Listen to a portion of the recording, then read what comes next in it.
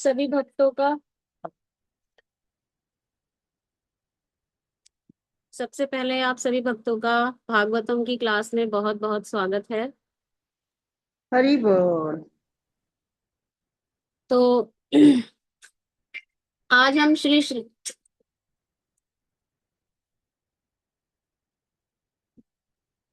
आज हम श्रीमद् भागवतम के स्कंद 6 अध्याय 9 की विवेचना करने का प्रयास करेंगे, जिसका नाम है वृतासुर राक्षस का प्राकट्य। तो ऐसा कई बार लोग सोचते हैं कि भगवान की भक्ति जो है वो सुर कर सकते हैं, सुर यानी देवता, है ना। लेकिन आज हम ऐसे भक्त की बात करने जा रहे हैं जो कि भागवतम के स्कंद 6 अध्याय 9 में, जो कि देवता नहीं, क्या है, असुर है। और पूर्णतः ही राक्षस प्रवृत्ति का है, जिसे कहते हैं राक्षस प्रवृत्ति का, है ना। और वो ऐसे नहीं है जैसे कि प्रहलाद महाराज असुर कुल के थे, जिसे असुर कुल में उन्होंने जन्म जन्म लिया था, लेकिन वो पूर्णतः राक्षस प्रवृत्ति के नहीं थे। लेकिन आज हम वृतासुर के बारे में जो चर्चा करेंगे, जो कि असुर प्रवृत्ति के होने के बावजूद भी वो भगवान के महान भक्त बने। वृतासुर की प्रार्थनाएं जो हैं वो जग विदित हैं, और उनकी प्रार्थनाओं को प्रेमी भक्तजन बड़े ही नियमित रूप से उसका पाठ करते हैं। उन प्रार्थनाओं के बारे में हम आगे चल के चर्चा करेंगे, जो कि आज हम वृतासुर के बारे में ही चर्चा करेंगे। तो रूपरेखा कुछ इस प्रकार से है। 1 से 10 में अ, विश्वरूप वध और हत्या के पाप का पृथक्करण, और 11 से 27 में वृतासुर का प्राकट्य, त्वष्टा का मरण अनुष्ठान और महाभयानक असुर का उद्भव। तीसरे में है भगवत शरण, देवताओं द्वारा अच्युत स्तुति एवं दधीचि के वज्र का आदेश, जो कि श्लोका 28 से 55 तक है।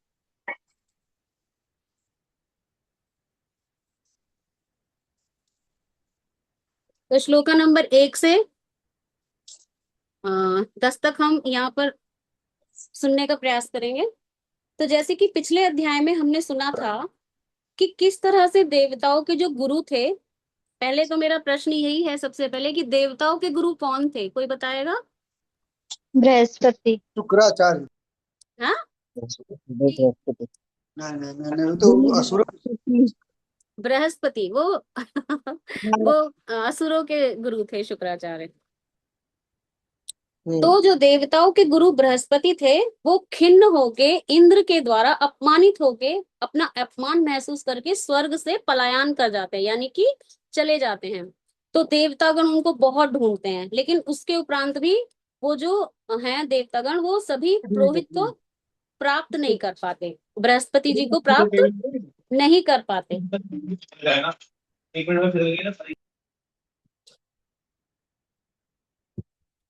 और फिर ब्रह्मा जी के कहे अनुसार विश्व रूप को अपने गुरु के रूप में वो स्वीकार करते हैं, पुरोहित के रूप में स्वीकार करते हैं। और ये जो विश्व रूप हैं, वो कौन है? वो उनके मामा के कुल के हैं। और उनके मामा का कुल कौन सा था? असुरों का। वैसे वो थे ब्राह्मण ही। फिर आगे हम देखेंगे कि मामा के परिवार के प्रति मोह के कारण क्या होता है, और गुरु के अपमान के कारण इंद्र की जो सारी शक्तियां हैं वो क्षीण हो जाती हैं, उसका सारा वैभव चला जाता है। पिछले सत्र में हमने देखा कि कैसे इंद्र को विश्वरूप जो है नारायण कवच सुनाते हैं। नारायण कवच की प्रार्थनाओं के प्रभाव से ही इंद्र ने जो है वो पुनः अपने ऐश्वर्य और वैभव को ही प्राप्त किया था। और ये जो विश्वरूप के हैं, विश्वरूप जो हैं, उनके 3 सर थे। और ऐसा प्रतीत होता है कि ये जो 3 सर थे, ये तीनों गुणों के प्रतीक थे, तीनों गुणों के द्योतक थे। जैसे कि जो सोमपान करने वाला सिर था वो सतोगुण का घोतक था, है ना। जो रजोगुण का था घोतक, वो भोजन ग्रहण करते थे उससे। और जो तीसरा सिर था जो मदिरा पान करता था, वो तमोगुणी का घोतक। तो ये तीनों सिर किसके थे? विश्वरूप जी के थे। जो कि सुखदेव गोस्वामी किसे बता रहे हैं यहाँ पर? परीक्षित महाराज को ये सारी चीजें बता रहे हैं। और वो ऐसा कह रहे हैं कि मैंने मतलब सुखदेव गोस्वामी कह रहे हैं कि मैंने ये अपने पूर्व आचार्यों से ये सुना है, जो विष्णु के बारे में सुना। श्लोक नंबर 2 में आते हैं। जैसे कि मैंने अभी बताया कि विश्व रूप के जो हैं पिता पक्ष से हैं, देवताओं की तरफ से, ये मातृ पक्ष के मातृ मतलब पक्ष से असुरी की तरफ से थे।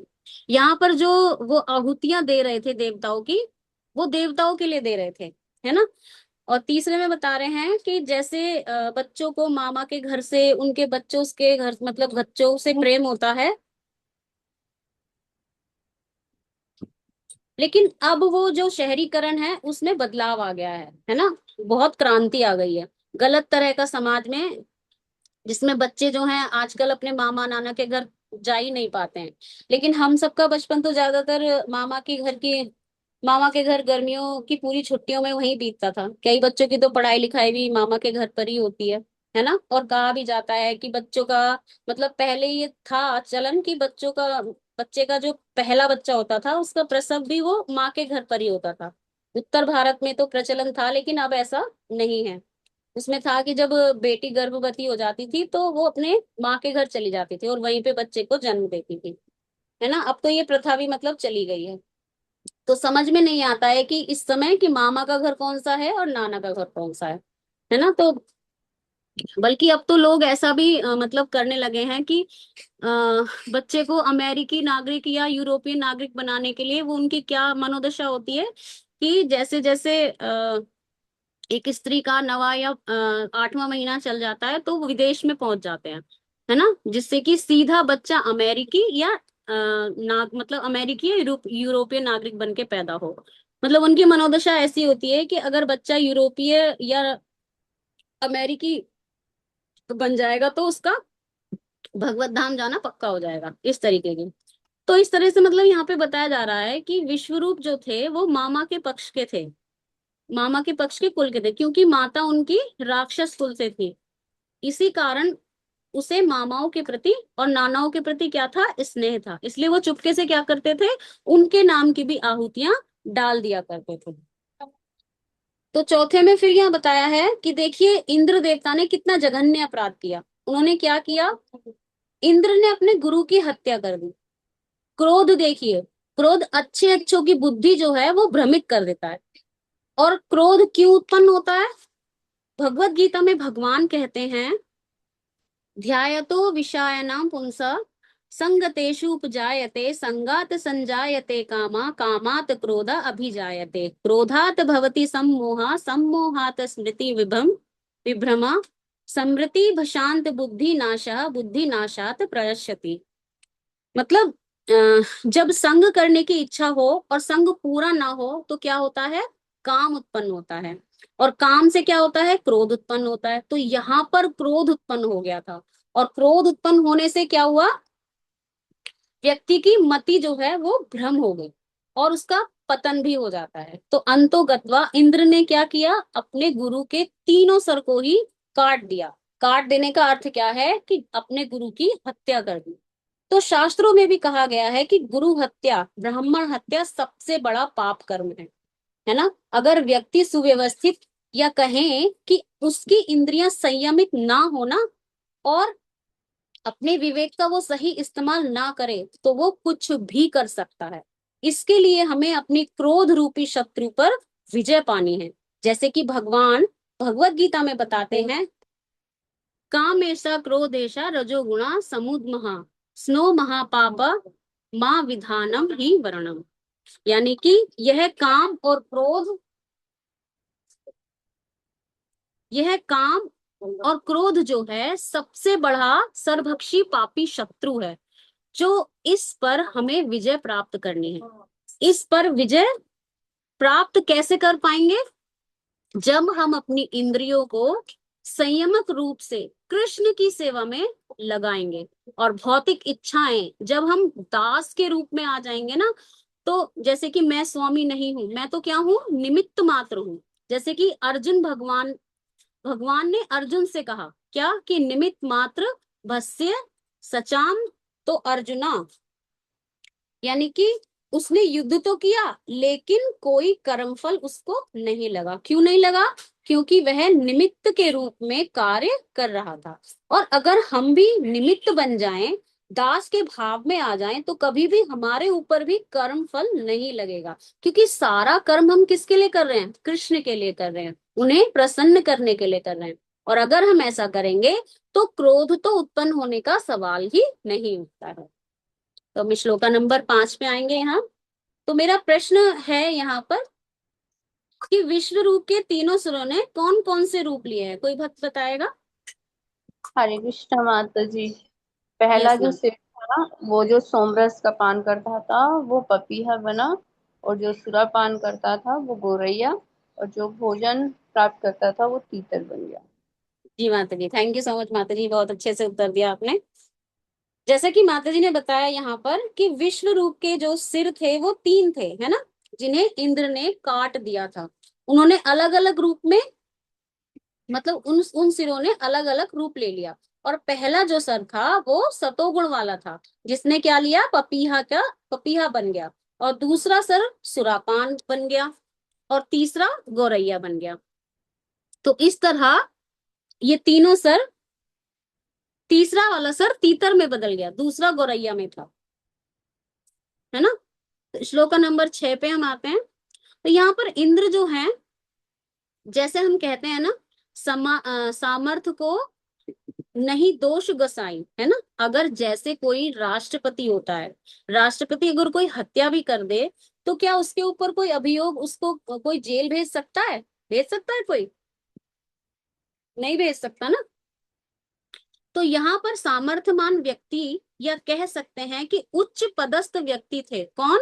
इंद्र जी, है ना। और उनसे इस तरह के कार्य की अपेक्षा नहीं थी।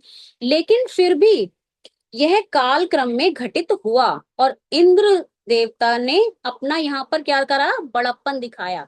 और इस ब्रह्म हत्या के पाप को अगर वो अपने तपोबल या शक्ति से चाहते तो उसको वहीं निरस्त कर सकते थे, लेकिन उन्होंने ऐसा नहीं किया, है ना। उन्होंने क्या किया? पश्चाताप किया। और ये बड़ों का लक्षण भी होता है ना, कि अगर कोई गलती हो जाए, जैसे कि मान लीजिए एक सामान्य व्यक्ति और सभ्य व्यक्ति में क्या अंतर होता है ना। सामान्य व्यक्ति में जो अंतर होता है वो ये कि वो अपने किए गए गलती पर पछतावा करता है, सॉरी नहीं करता है ना। बल्कि वो तरह तरह के तर्क दे देकर अपने किए गए कार्यों को सही प्रस्तुत करता है ना। लेकिन एक सभ्य व्यक्ति जो होता है वो अपने किए गए कर्म फलों को स्वीकारता है, उसके प्रतिफल को भी स्वीकारता है। तो यहाँ पर इंद्रदेव ने क्या किया था? विनम्रता से 1 साल तक उसके दुख को, 1 वर्ष तक उसकी यातना को भोगा था, और फिर उसके बाद उन्होंने अपने पाप को वितरित कर दिया था। तो किन किन लोगों में वितरित किया था, ये हम अभी आगे श्लोकों में देखेंगे। फिर श्लोक नंबर 7 में बताया है कि ये जो मरुस्थल होते हैं ना, ये भूमि को, पृथ्वी को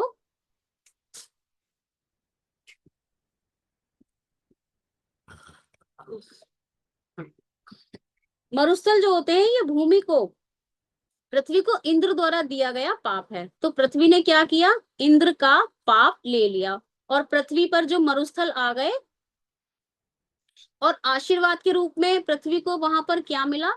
पृथ्वी को वहां पर मिला कि जैसे काला, मतलब उनके कोई पृथ्वी पर गड्ढा हो जाएगा तो वो कालांतर में स्वतः ही भर जाएगा, है ना। तो उनको ये फल प्राप्त हुआ। तो देखिए पश्चिम एशिया देशों में हम क्या देखते हैं? ज्यादातर मरुस्थल ही तो है वहां पर। और लोग जो हैं वो पैसा खर्च करके मरुस्थली वाले देशों में ही जाना पसंद करते हैं, है ना। जैसे दुबई जा रहे हैं, रेगिस्तान जैसी जगहों पे जा रहे हैं, है ना। तो ये वास्तव में क्या है? पापस्थली है, किसकी? इंद्रदेव की, है ना, जो कि पाप ग्रहण किया था जिन्होंने। तो मरुस्थल वही है। तो कहते हैं ना, जैसे कि एक व्यक्ति को पाप, जैसे कोई व्यक्ति से पाप हो जाता है तो कहते हैं ना इसको कोढ़ हो गया, है ना, इसने पाप किया था। तो वास्तविकता में वो पाप लेने के कारण हुआ था, है ना। और आशीर्वाद उनको क्या मिला था? कि पृथ्वी पर कहीं भी गड्ढे होंगे तो वो अपने आप भर जाएंगे। तो ये इंद्र के पाप का द्योतक है। लेकिन आजकल लोग वहीं जाना पसंद करते हैं, दुबई हो गई, सऊदी हो गई, कतर हो गया, वरीन हो गया, है ना। ऐसे देशों में जाना चाहते हैं। और तात्पर्य में भी प्रभुपाद ने बड़े अच्छे से यहाँ पर लिखा है कि प्रभुपाद बता रहे हैं जिनके भाग्य में रेगिस्तान में रहना लिखा हुआ है उनके बारे में यह समझना चाहिए कि वे ब्रह्म हत्या के पाप फल के कारण वहां रह रहे हैं। फिर 8 में हम देखते हैं वृक्षों ने क्या किया। वृक्षों ने क्या लिया, इंद्र ने कहा कि मैं पाप बांट रहा हूँ, पाप बांट रहा हूँ। तो तभी पृथ्वी आई और उन्होंने मतलब उनके पास उन्हें मरुस्थल हुए और गड्ढे भर जाएंगे, ऐसा उनको वरदान मिला। अब पेड़ ने कहा कि ठीक है, मैं तुम्हारे पाप लूंगा, पाप के बदले में मुझे आशीर्वाद क्या मिलेगा। तो आशीर्वाद में ये मिलेगा कि अगर कोई पेड़ को काट डाले, है ना, तो उससे उसकी मृत्यु नहीं होती है, उसमें फिर से शाखाएं जो हैं वो उगाती हैं, जब तक कि उसे जड़ से ना उखाड़ दिया जाए। तो देखिए जैसे कि बांस का पेड़ होता है ना, अगर हम उसमें आग भी लगा दें, फूंक भी दें, तो क्या होगा कि 2-4 महीनों में हम फिर देखेंगे कि वो फिर से उगाएगा, है ना। तो ये क्या है, इंद्र का वरदान है। किसी भी पेड़ को काट दीजिए आप, एकदम नीचे तक से भी काट देंगे ना, तब भी वो मतलब फूट, मतलब उसमें पत्तियां कलियां फिर से आ जाएंगी, अगर उसे जड़ से ना उखाड़े तो यहाँ किसका वरदान था, ये इंद्र का, है ना। तो इंद्र का वरदान। लेकिन पाप लेने से क्या हुआ, पाप लेने से उनको ये हुआ कि उसमें से जो रस टपकता है ना, वो क्या है, इंद्र का पाप है। और वो रस क्या होता है, कोई बताएगा क्या बोलते हैं उस रस को। हरे कृष्णा। अच्छा, हरे कृष्णा माता जी। वैसे तो साधारण भाषा में से हम जैसे गोंद बोलते हैं वही तो होगा रस माता यस जी। माता जी, यस, गोंद बोलते हैं उसको, जो वो पेड़ से टपकता है उसका रस। तो पेड़ से वो क्या है, वो इंद्र के पाप का घोतक है, इसलिए बहुत सारे लोग तो गोंद के लड्डू भी नहीं खाते हैं। क्यों? क्योंकि ये इंद्र का पाप समझते हुए। तो इंद्र 9वें श्लोक पे आते हैं, फिर इसमें आता है स्त्रियों के बारे में। तो अब स्त्रियों ने भी क्या कहा इंद्रदेव से कि ठीक है, आपको जो पाप लगा है हमें उसे दे दीजिए। लेकिन बदले में उन्हें वरदान क्या प्राप्त हुआ कि जब तक भ्रूण के लिए हानिकारक ना हो तब तक वो अपनी काम वासनाओं को पूरी कर सकेंगे। और उनको पाप के उसमें क्या मिला, चतुर्थांश, चतुर्थांश। उन्होंने पाप जो स्वीकार किया था इसके कारण ही प्रत्येक मास स्त्रियों को जो होता है रजोदर्शन, वो पाप के कारण है। फिर श्लोक नंबर 10 में आते हैं। यहाँ पर अब जल ने क्या किया, इंद्रदेव का 25% पाप ले लिया उन्होंने भी, और बदले में आशीर्वाद क्या प्राप्त हुआ उनको, जल को, कि जहां भी, जल ने कहा जहां भी मैं डलूं वहां पर मैं बढ़ जाऊं। तो देखिए आप दूध में पानी डालिए, दूध बढ़ जाता है ना। कई लोग तो ऐसे हैं कि जब वो दूध लेने जाते हैं, है ना, दूने बैठते हैं, जैसे कि गाय भैंस का जो दूध होता है हम सामने से लेने जाते हैं, तो क्या करते हैं वो लोग, वो पहले से ही बाल्टी में पानी लेके बैठते हैं, है ना। और हम इतने चौकस होके बैठते हैं कि आज देखेंगे कि ये दूध में पानी तो नहीं डाल रहा है ना। लेकिन ऐसा होता नहीं है, जब हम देखते हैं तो वो दूध मतलब दूरा होता है, लेकिन उसके बाल्टी में पहले से ही पानी होता है। तो हम उसे पता नहीं लगा सकते कि वो दूध है कि पानी है ना। तो उसे हम क्या बोलेंगे, पानी कम चाय। तो पहले के जो लोग थे वो लोक युक्ति में कहा, लोक युक्ति में मतलब कहा गया है कि नानी पानी और बेईमानी का धन कभी टिकता नहीं है, ठीक है ना। तो हमें इसलिए नानी पानी और बेईमानी का धन नहीं खाना चाहिए, इसके चक्कर में हमें कभी नहीं पड़ना चाहिए। वैसे किसी भी गलत तरीके से उपार्जित धन हो उसको हमें भोग नहीं करना चाहिए, लेकिन विशेष रूप से जो कहा जाता है वो यही कि नानी पानी और बेईमानी का धन कोई नहीं पचा पाता, ये नष्ट हो जाता है। तो जल ने कौन सा वरदान प्राप्त किया कि किसी भी विषय वस्तु में मिलाने से उसका आयतन बढ़ जाएगा। और उसके बदले में पाप के रूप में क्या था, पाप के रूप में ये था कि जल में जो फेन आता है, जो बुलबुला आता है, वो क्या है, वो इंद्र के द्वारा दिया गया पाप का द्योतक है। तो मुझे ऐसे थोड़ा बचपन का याद आता है, जैसे कि हम नल से पानी लेने जाते थे, पहले तो घर घर में नल ही हुआ करते थे, टंकियां वगैरह तो नहीं होती थी, मोटर वगैरह। तो हमारी दादी कहती थी कि वो जो पानी है ना उसका जो बुलबुला है, उसको हटा कर लेके आना। तो उस समय तो हमें पता ही नहीं था कि ये क्यों बोला जा रहा है, लेकिन वो जो बुलबुले आते थे वो बड़े अच्छे लगते थे उसमें, है ना। तो इंद्र के पाप के कारण ही ये होता है। तो यहाँ पर 4 लोगों ने 100% पाप को जो इंद्र ने विदित किया था वो ले लिया। तो अगर किसी को याद है तो रिपीट करेंगे कि कौन कौन से मतलब उन्होंने क्या क्या पाप ग्रहण करे और क्या क्या वरदान मिला। हरे कृष्णा माता जी, जी माता जी। बता सकते हैं माता जी? हाँ हाँ बिल्कुल बताइए। माता जी पहले तो मतलब पृथ्वी ने जो पाप ग्रहण किया, तो उसको ये हुआ कि वो मरुस्थल में बदल जाएगी, मतलब जो वो तो पाप था। लेकिन हम्म उन्हें ये मिला कि जो भी उसमें गड्ढे होंगे वो अपने आप भर जाएंगे। ये उनका हम्म वरदान था। और फिर जो इन्होंने वृक्षों ने जो लिया पाप को, तो उसमें ये था कि जो उनका रस जो निकलता है वो पाप का रूप है। और लेकिन जो मतलब उनको वरदान मिला वृक्ष को, ये कि चाहे उसकी टहनियाँ डालियां कितनी भी काट दी जाएंगी, लेकिन वह पुनः अंकुरित हो जाएगा। वो फिर भी जब तक जड़ से खत्म नहीं होगा तब तक वो खत्म नहीं होगा, मतलब अंकुरित होता रहेगा। जी जी। फिर स्त्रियों का आया, तो स्त्रियों को ये था कि मतलब जो पाप तो ये था कि मतलब वो प्रत्येक मास जो रजोदर्शन होता है वो पाप का प्रतीक है। और लेकिन वरदान ये था कि वो अपना गर्भावस्था में भी मतलब जो है काम इच्छा पूर्ण कर सकती हैं। हम्म और जो जल था, जल का ये था कि जल का जो मतलब पाप था, जल का पाप ये है कि उसमें जो बुलबुले और झाग बनता है या फैन मतलब जिसे कहते हैं, तो वो पाप का रूप है।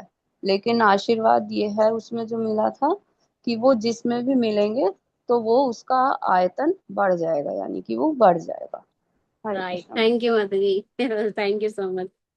तो हम श्लोका नंबर 11 पर आते हैं। तो यहाँ पर पिछली बार माता जी ने भी ये प्रश्न किया था, मैं भी एक बार और रिपीट कर देती हूँ ताकि सबको याद हो जाए।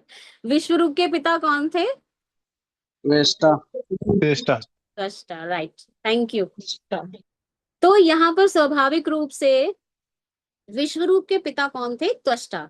जब त्वष्टा को पता चला तो वो क्या हुआ? आग बबूला हो गया। उन्होंने क्या किया? ऐसा अनुष्ठान किया, ऐसा अनुष्ठान किया कि जिसका लक्ष्य क्या था?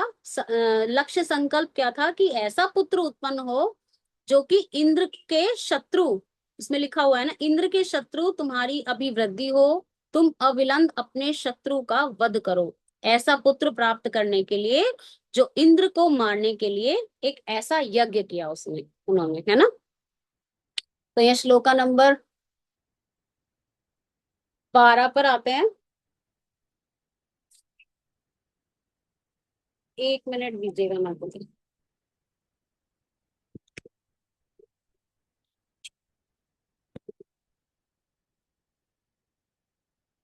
तो तत्पश्चात अनवाहर्य नामक यज्ञानी यज्ञ के दक्षिणी कोने से एक भयावना व्यक्ति प्रकट हुआ, जो युगांत में समग्र ब्रह्मांड का विनाश करने वाले के समान प्रतीत हो रहा था, है ना।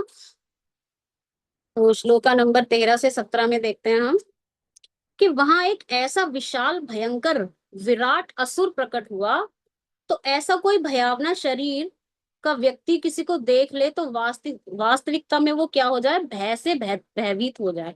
लेकिन जो साधु महात्मा होते हैं बेचारे, उनका हृदय बहुत ही कोमल होता है ना।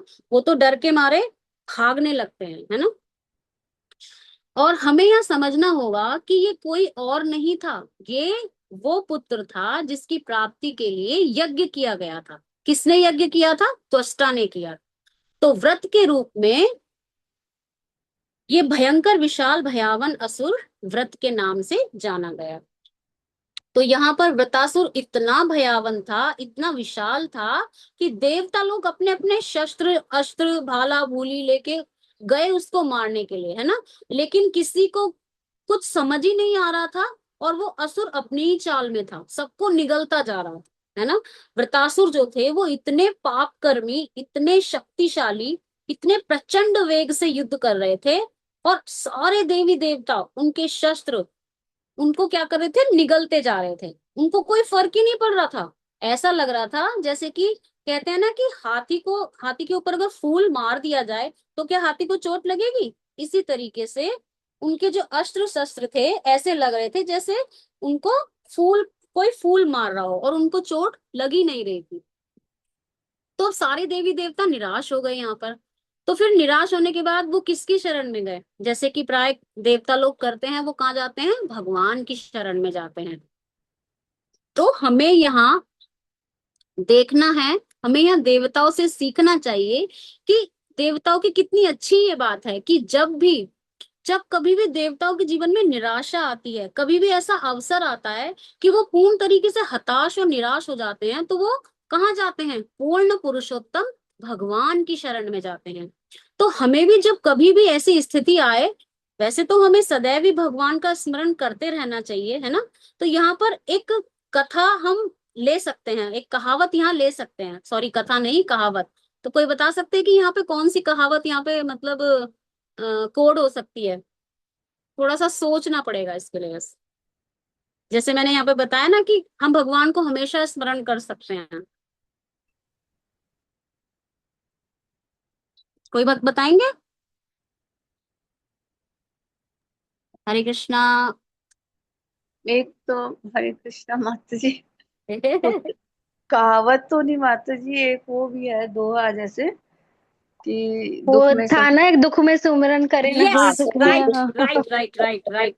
सही करे ना पकड़े को, हैं, सही पकड़े हैं। दुख में दुख में सुमिरन करे सुमिरन तो सब दुख करे, पाहे को। सुख में करे न कोई, जो सुख में और सुमिरन करे दुख काहे को होय। बहुत अच्छे से माता जी दिमाग लगाया, हाँ थैंक हाँ। यू। तो इसी मापदंड को हमें हमेशा स्मरण रखना चाहिए, है ना। और हमें सदैव भगवान का स्मरण करना चाहिए। कैसे? सभी भक्त बता सकते हैं कैसे करते हैं हम भगवान का स्मरण? हरे कृष्णा हरे हरे कृष्णा कृष्णा हरे कृष्णा कृष्णा कृष्णा कृष्णा कृष्णा हरे कृष्णा हरे, हरे हरे, हरे राम हरे राम राम। राम हरे हरे। Very nice.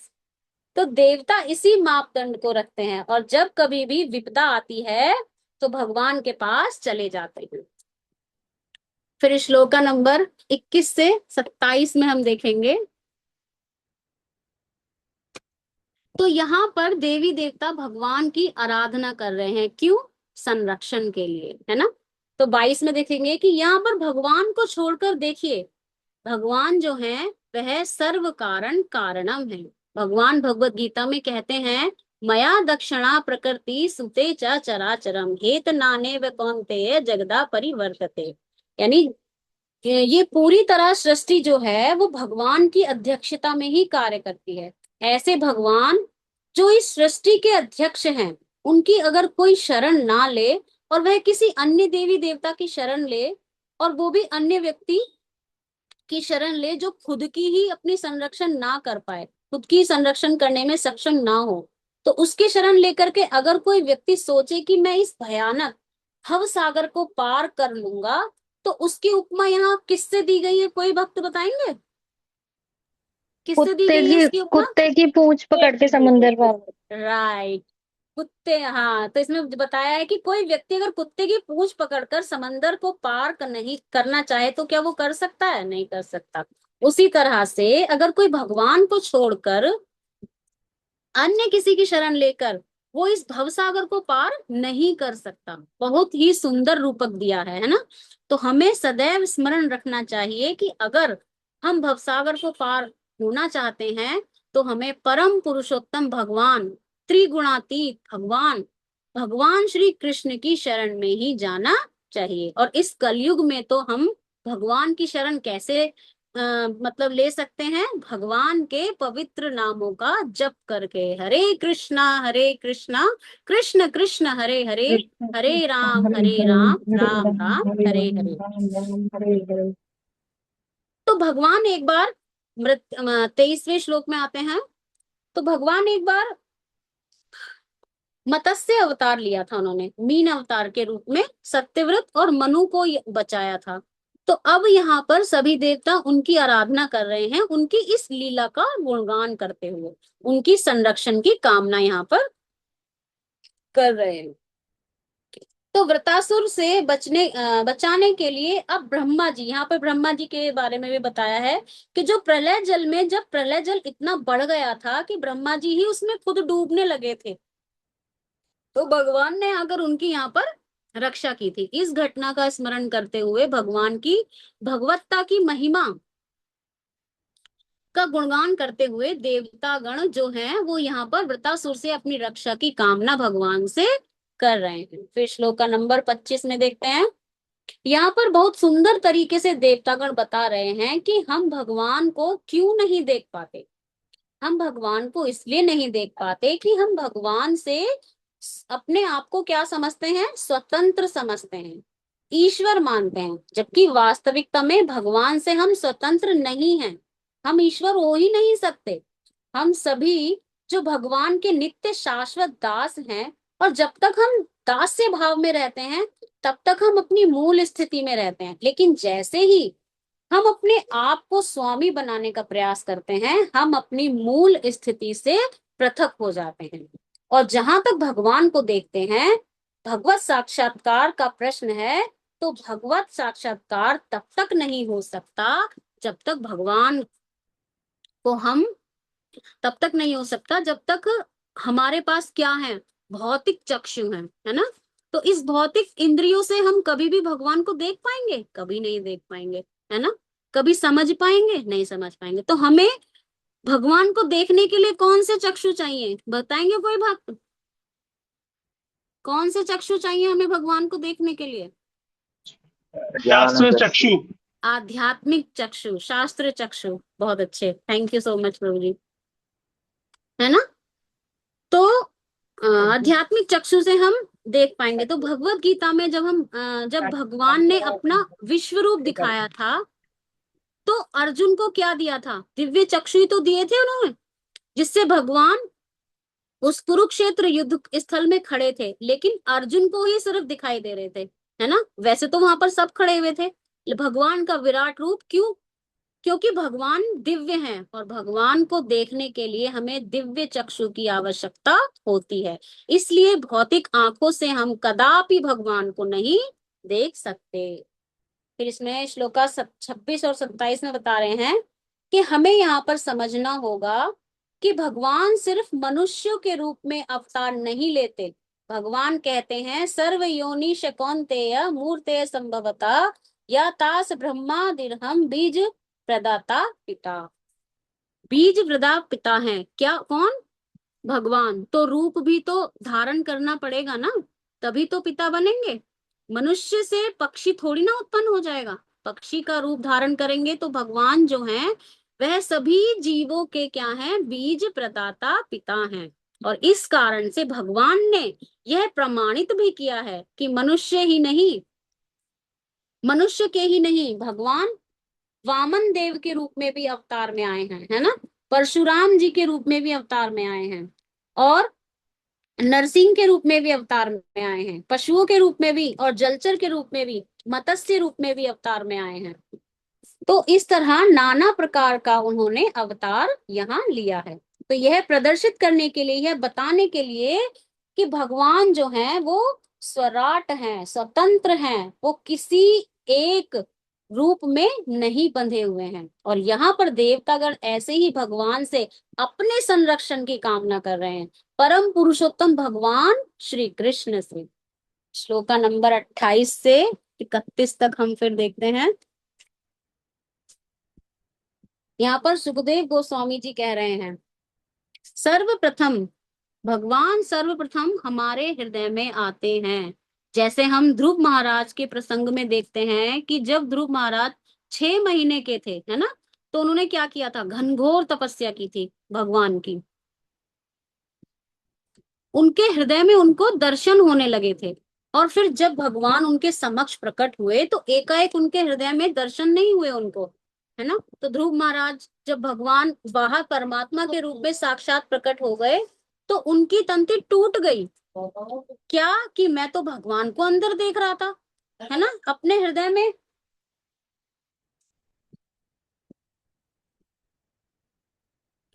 तो एकदम उन्होंने कहा कि भगवान कहाँ चले गए? लेकिन भगवान जो हैं वो साक्षात सामने प्रकट हुए। तो यहाँ पर भगवान से संबंधित ज्ञान, भगवान पहले हृदय में आते हैं, उसके बाद सामने आते हैं। दिव्य ज्ञान हृदय प्रकाशितो। तो दिव्य ज्ञान जो है, या ब्रह्मा जी को जो आध्यात्मिक ज्ञान जो भगवान ने दिया था वो क्या था? जो पहला मतलब एक श्लोका है 1.1.1, कौन सा है वो, जो ब्रह्मा जी को मतलब उन्होंने भगवान ने ज्ञान दिया था? मैंने श्लोका नंबर भी बता दिया जन्मादस्य विद्येश्वर है। जन्मादस्य जन्माद्यस्य ये तो उनमें हाँ, आदि तर्कस यस था यस हृदय यस यस यस, ये वाला था। तेने तो ब्रह्म आध्या हृदय आदि कवि। हाँ, तो आध्यात्मिक ज्ञान भगवान से संबंधित ज्ञान हृदय में प्रकाशित होता है। भगवान पहले हृदय में आते हैं, फिर समक्ष प्रकट होते हैं।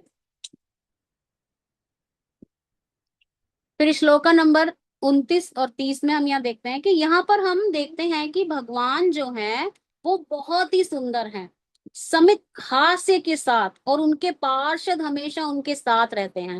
वे कभी अकेले नहीं रहते, पार्षद हमेशा उनकी सेवा में संलग्न रहते हैं। और भगवान को देखने के बाद उन्होंने भगवान को दंडवत प्रणाम किया और भगवान को प्रसन्न करने के लिए फिर से उनकी स्तुतियां करने लगे। तो यहाँ पर देवता अब क्या कह रहे हैं, अब देखते हैं। देवता कह रहे हैं कि भगवान को योगेश्वर, सॉरी यज्ञेश्वर कह रहे हैं, कहकर संबोधित कर रहे हैं भगवान को। फिर से भगवान की मतलब यहाँ पर फिर से स्तुतियां कर रहे हैं। तो 32 से 34 में देखते हैं हम।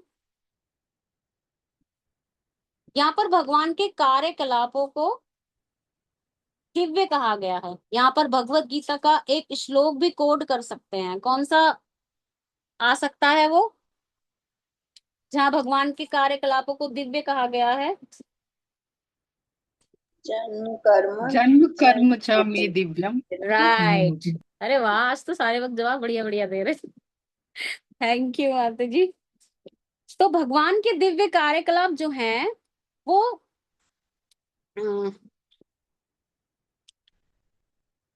दिव्य कार्यकलाप समझ जाएं तो उसका जो पुनर्जन्म नहीं होता, जो भी भगवान के दिव्य कार्यकलापों को समझ जाते हैं, है ना। तो भगवान के जो देवी देवता हैं वो भगवान के निर्देशों का पालन करते हैं। जब वो नहीं समझ पाते तो हम जैसे मनुष्य, मतलब जो देवी देवता हैं, जब वही भगवान के निर्देशों को, उनके कार्यकलापों को नहीं समझ पाते, तो हम मनुष्य जो कि हम 250 ग्राम का की बुद्धि लेकर के जी रहे हैं, वो भगवान को कहाँ समझ पाएंगे। भगवान अपरिमेय है, अनंत है। उस अनंत को आप इस बुद्धि की परिधि में कैसे बांध सकते हैं, है ना। वो नहीं समझ में आएंगे। वो समझ में आएंगे कब? भक्तों की कृपा से। वो समझ में आएंगे कब? साधु संग से। वो समझ में आएंगे कब? भगवान की सेवा में संलग्न होने से। वो समझ में आएंगे कब? भगवान का नाम जप करके, हरे कृष्णा कृष्ण कृष्ण हरे हरे, हरे राम राम राम हरे हरे। तो आगे हम देखते हैं 33 में। जो व्यक्ति शुद्ध भक्त होता है, जो व्यक्ति शुद्ध भक्त हो जाता है, जो पूर्ण रूप से कृष्ण भावना भावित हो जाता है, जो भगवान की सेवा में संलिप्त हो जाता है, पूर्ण रूप से, भगवान कहते हैं ना, मता चिंता मता गत प्राणा बोध अंता परस्पृता तथा अंत समाम नित्यम तुष्यंती च रमती च। जो नियमित रूप से भगवान की कथाओं में रच बस जाता है, कृष्ण के नाम, कृष्ण के गुण, कृष्ण की लीला, कृष्ण के कार्यकलाप को सदैव स्मरण करता है, उसी में ओत प्रोत रहता है, ऐसा व्यक्ति जो है वो भगवान का अनुभव कर पाता है, भगवान का दर्शन कर पाता है, भगवान को प्राप्त कर पाता है। श्लोका नंबर 34 में देखते हैं। यहाँ पर भगवान का जो शरीर है वो दिव्य है, और भगवान का जो दिव्य शरीर होने का अर्थ है, यह नहीं है कि वो निराकार हैं। दिव्य शरीर होने का अर्थ है त्रिगुण से रहित। त्रिगुण से रहित होने का अर्थ है कि भगवान जो हैं इस भौतिक तीनों गुणों से ऊपर हैं, रजोगुण, सतोगुण और तमोगुण।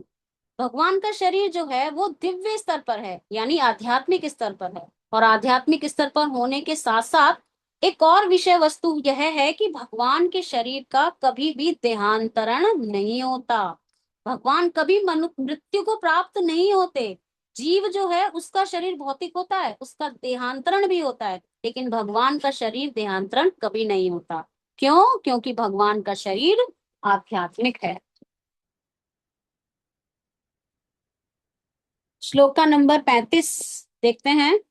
भगवान की वास्तविक स्थिति को देवी देवता महान लोग नहीं समझ पाते, तो हम कैसे समझ पाएंगे।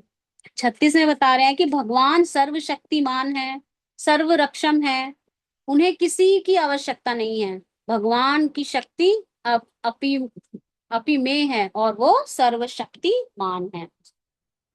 37 में यहाँ पर जो लोग मूर्ख होते हैं ना, वो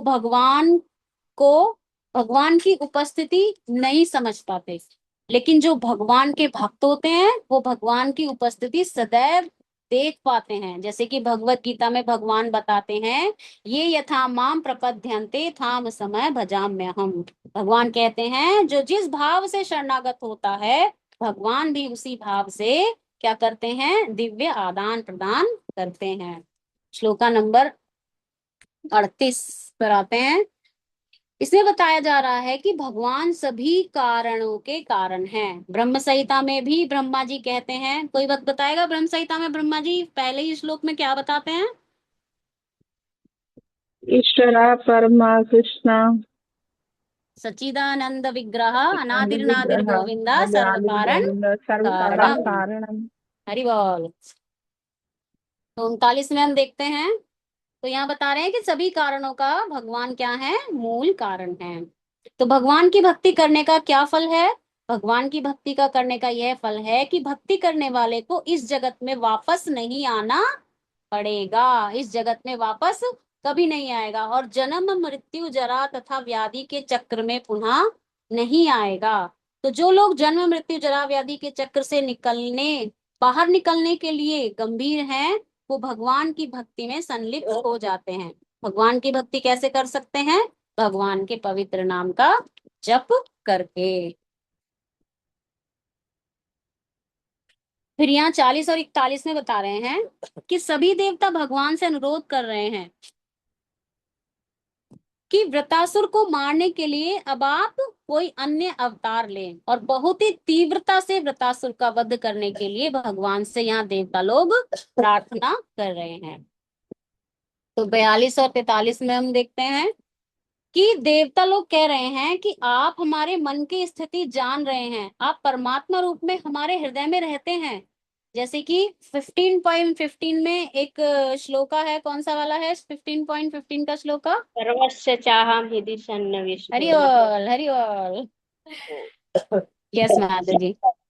तो हमारे हृदय की जो स्थिति है उसको ध्यान में रखते हुए हमारा दुख का निरूपण भी करिए। कौन कह रहे हैं ये? देवता कह रहे हैं भगवान से, है ना। तो भगवान ही हमारे एकमात्र इस भौतिक संताप को समाप्त करने वाले हैं, है ना, और कोई दूसरा नहीं।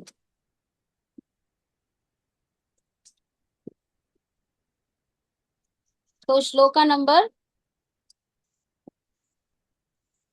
43।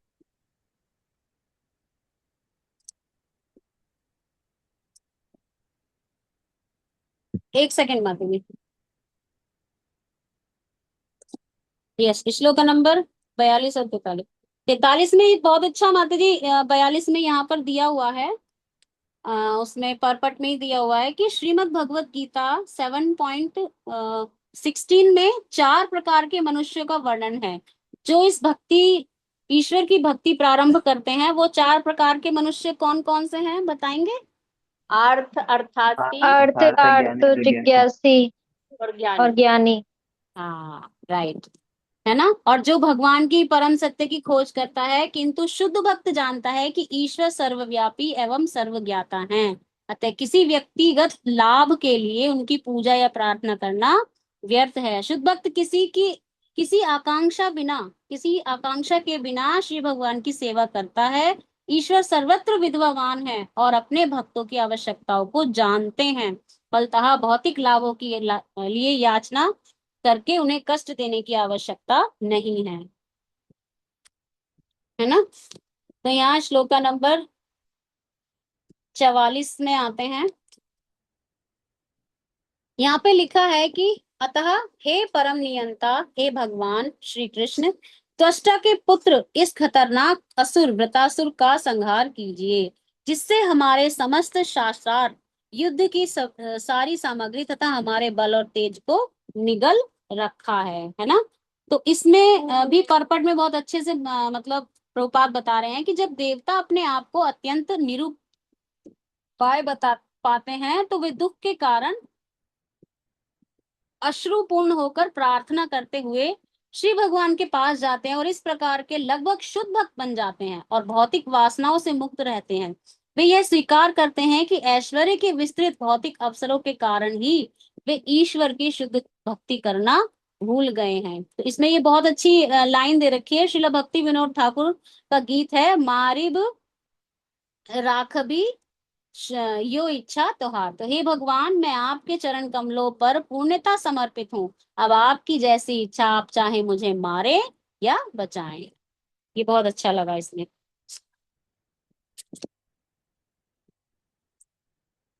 तो श्लोका नंबर 45 पर आते हैं।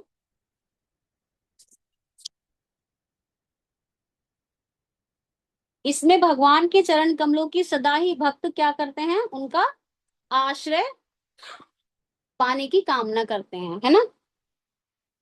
जैसे कि इसमें भगवान उसमें बता रखा है परपट में, परित्राणाय साधु नाम विनाशाय च दुष्कृताम।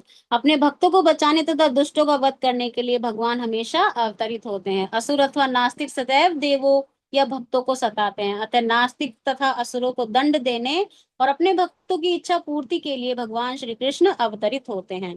भगवान श्री कृष्ण प्रत्येक वस्तु के आदि कारण होने के फलस्वरूप श्री कृष्ण, श्री विष्णु तथा श्री नारायण से भी ऊपर परम पुरुष हैं, है ना। और इसमें एक चीज और मुझे बहुत अच्छी लगी, मैं थोड़ा सा पढ़ूंगी इसे भी। महारानी कुंती ने अपनी स्तुति में श्री भगवान को अकिंचन वित्त अर्थात भक्त का धन कहा है। जो बद्ध जीवन के बंधन से मुक्त हो जाते हैं वे वैकुंठ लोक को जाते हैं। उन्हें वहां पर 4 प्रकार की मुक्तियां प्राप्त होती हैं। कौन कौन सी हैं वो 4 प्रकार, 5 प्रकार की मुक्तियां? सायुज्य, सालोक्य, सारूप्य, सांख्य, सात्विक। और 5 प्रकार के रस भी बताए गए हैं, वो कौन कौन से हैं? शांत वात्सल्य और माधुर्य रस। हरि बोल। तो ये सारे रस से क्या करेंगे, हम वहां जाकर भगवान श्री कृष्ण के उद्भूत हैं, जिसके जैसा कि श्रील विश्वनाथ चक्रवर्ती ठाकुर ने कहा है, आदि रस माधुर्य प्रेम है। भगवान श्री कृष्ण शुद्ध और आध्यात्मिक माधुर्य प्रेम के उद्गम है। तो अगर हम वहां जा पाते हैं तो हम इन्हीं रसों में मतलब भगवान की वहां पर सेवा कर पाएंगे। तो फिर श्लोका नंबर 47 से 50 में आते हैं। यहाँ पर बता रहे हैं कि हम सभी कैसे शुद्ध हो सकते हैं, भगवान की स्तुति करके। अगर स्तुति नहीं आती है तो हम भगवान के पवित्र नाम का जप करके भी भगवान के शुद्ध भक्त बन सकते हैं। और यहाँ पर भगवान खुद कह रहे हैं कि ये मेरी भक्ति करने का यही स्रोत है। तो भगवान के जो भक्त हैं 48 में देखते हैं, उनकी कोई अभिलाषा नहीं होती है। भगवान कहते हैं, अन्य अभिलाषिता शून्यम ज्ञान कर्मा वितमानु केले कृष्णानुशीलनम भक्ति उत्तमा। जो शुद्ध भक्त होते हैं वो भगवान से किसी प्रकार की अभिलाषा नहीं करते। उनकी सिर्फ एक ही अभिलाषा होती है, क्या? कि भगवान किस तरह से वो अपनी हमें सेवा में निरत करें। फिर 49 में आते हैं। तो हमें यहाँ समझना होगा कि भौतिक लाभ, भौतिक ऐश्वर्य, धन संपत्ति प्राप्त करना, ये किसका काम है? किसका काम है? ये मूर्खों का काम है ना। मूर्खों का लक्ष्य है। तो जो बुद्धिमान होते हैं उनका लक्ष्य क्या होता है? भगवान के चरण कमलों का आश्रय प्राप्त करना, है ना। तो आप सब और हम सब कौन है? कौन है? हम बुद्धिमान लोग हैं। क्यों? क्योंकि आप सब जो हैं वो कृष्ण के चरण का आश्रय प्राप्त करने के लिए प्रयत्नशील हैं। इसलिए भगवान यहाँ पर आपको बुद्धिमान कह रहे हैं। बाकी जो लोग हैं जो धन संपत्ति ऐश्वर्य के पीछे भाग रहे हैं वो निपट मूर्ख हैं, है ना। तो श्लोका नंबर 50 में देखते हैं। आजकल के दौर में क्या है, आजकल लोगों को ऐसा चिकित्सक चाहिए जो उनके मन की बात करे। जैसे कि यहाँ कहा जाता है, रोगियों को जौन भावे वही वैद्य बतावे, है ना। यानी रोगी को जो अच्छा लगता है वैद्य वही बताता है, तो रोगी बहुत प्रसन्न हो जाता है। तो ऐसे में रोगी को मन भाने वाला कोई मार्ग बताएगा तो रोगी कभी ठीक हो पाएगा, नहीं हो पाएगा। जो कुशल चिकित्सक होता है वो रोगी को वो चीज बताता है जो रोगी के लिए सर्वश्रेष्ठ हो, है ना, उसके लिए श्रेयस्कर हो। वो वही करता है जो भगवान हमारे मतलब वही करता है जैसे कि भगवान हमारे लिए करते हैं। भगवान हम भगवान से बहुत सारी चीजें मांगते हैं लेकिन भगवान हमें वही देते हैं ना जो हमें हमारे लिए श्रेष्ठकर लगता है। और भगवान की भगवत्ता भी इसी में है ना। तो इसी तरह से जो प्रामाणिक गुरु होते हैं, प्रामाणिक साधु होते हैं, वो कभी भी आपको ऐसा पथ नहीं बताएंगे कि आप चाय पियो, कॉफी पियो, दारू पियो, शराब पियो, वैश्य गमन करो। कुछ नहीं, कुछ नहीं तो ये सब करो, है ना, और तुम क्या होएगा, भक्त बन जाओगे और भगवान को प्राप्त कर सकोगे। तो लोग ऐसे नहीं हैं, लेकिन ऐसा है नहीं। लोग तो ऐसे हैं जो भगवान के शुद्ध भक्त हैं, वो भी नियमों का कड़ाई से पालन करते हैं और वो शास्त्र उचित कार्य भी करते हैं और आपको हमको मतलब हम सभी को भगवान की सेवा में संलग्न करते हैं। तो श्लोक का नंबर 51 में देखते हैं, यहाँ पर भगवान ऋषि दधीची के पास जाने को इंद्र को कह रहे हैं, है ना। दधीची मुनि से जाकर क्या मांगना है, उनका शरीर मांगने के लिए कह रहे हैं। तो यहाँ 52 में देखते हैं कि दधीची मुनि ने क्या किया था, अश्वनी कुमार को कौन सा मंत्र दिया था, अश्व का सिर लगाकर। इसलिए उन्होंने इसलिए उन्हें अश्वशिरा भी कहा जाता है। और उनका ये मंत्र प्राप्त करके अश्वनी कुमार जो थे वो मुक्त हो गए थे। 53 में बताया है कि दधीची मुनि का शरीर जो है अत्यंत पुष्ट क्यों हुआ, अत्यंत शक्तिशाली क्यों हुआ, क्योंकि उनका शरीर नारायण कवच से, इसमें पानी में थोड़ा सा, नारायण कवच से अभेद था, अभेद कवच से विदत था। और इस विषय में उन्होंने किसको बताया था, त्वष्टा को बताया था। और त्वष्टा ने क्या किया, विश्वरूप को बताया। विश्वरूप ने क्या किया, यही नारायण कवच जो है किसको बताया, इंद्र को बताया। जैसे उनकी जिससे कि उनकी पूरी संपत्ति उन्हें पुनः प्राप्त हो गई। श्लोका नंबर 54 पर देखते हैं, यहाँ पर भगवान ने क्या किया, आयुध रूप में अवतार लिया। तो व्रज के रूप में किसी हड्डी से बना हुआ, दधीची की हड्डी, किसकी हड्डी से बना हुआ, दधीजी की हड्डियों से बना हुआ। दधीजी की हड्डियां कौन मांगेगा, अश्वनी कुमार मांगेगा। अश्वनी कुमार के मांगने के बाद दधीची की हड्डियों से वज्र कौन बनाएगा, विश्वकर्मा बनाएंगे। और उनमें शक्ति कौन देंगे, भगवान देंगे, है ना। तो देखिए भगवान इस तरह से यहाँ पे वज्र का निर्माण कर रहे हैं और ये वज्र की कथा है। तो श्लोका नंबर 55 में फिर यहाँ पर बता रहे हैं कि भगवान जो है यह भी बता रहे हैं कि वृतासुर जो है भगवान का भक्त है, वह तुमसे कभी भी मतलब विद्वेष नहीं करेगा, है ना। तो यहाँ 55 श्लोका जो है वो पूरे होते हैं। थोड़ा सा सारांश इसमें हम देख लेते हैं। तो हमें यहाँ पे समझना होगा कि बहुत ही विस्तृत रूप से हमने देखा कौन कैसे जो है भगवान के भक्त वृतासुर की कथा प्राकट्य हुआ, वृतासुर का, और उन्होंने बहुत ही भयंकर तरीके से देवताओं को पराजित किया। देवता गणों ने बहुत ही सुंदर तरीके से भगवान की स्तुति गायन के बाद भगवान प्रकट हुए और उन्होंने दधीची मुनि के पास जाने को कहा, जिनका शरीर नारायण कवच से पुष्ट था। अश्वनी कुमारों से कहा कि उस शरीर को मांगो और विश्वकर्मा से उसका निर्माण कराया गया और स्वयं उस शरीर को अपनी शक्ति के द्वारा उसको पुष्ट करके उस वज्र का निर्माण हुआ। तो इस तरह से यहाँ पर इस अध्याय की विवेचना समाप्त होती है। तो इस प्रकार श्रीमद् भागवतम के षष्ठम स्कंद के अंतर्गत वृतासुर राक्षस का प्राकट्य नामक 9वें अध्याय के भक्ति वेदांत तात्पर्य पूर्ण हुए। हरे कृष्णा। हरि बोल।